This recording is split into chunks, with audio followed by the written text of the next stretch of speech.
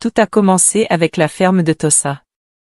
Toutes les récoltes se sont soudainement flétries, et se sont transformées en poussière. Puis les animaux des champs devinrent faibles, et ne voulurent plus manger. C'était comme si la terre elle-même était triste. Le même jour, un grand incendie a ravagé le marché, et le magasin de tissus de Kobi a été détruit. Tous ces beaux vêtements se sont transformés en cendres. Les gens du village étaient choqués. Ils se murmurèrent, comment tant de malchance a-t-elle pu arriver d'un seul coup? Certains ont commencé à dire que cela devait être à cause de Gouzi.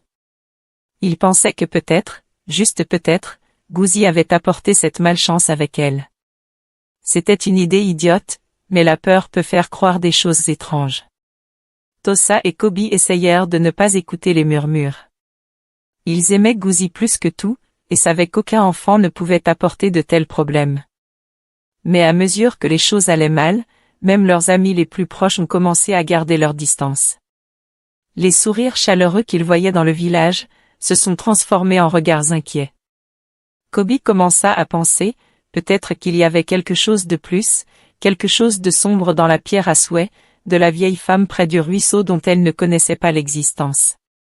Cependant, elle a gardé cette pensée pour elle seule car elle n'a jamais parlé à Tossa, son mari, de la pierre de la vieille femme, ni du vœu qu'elle avait fait au bord de la rivière. La famille se sentait seule. Leur maison, autrefois remplie de joie et de rire, était désormais lourde de tristesse. Tossa a travaillé plus dur que jamais pour réparer ce qui avait été cassé, et trouver de nouvelles façons de gagner de l'argent.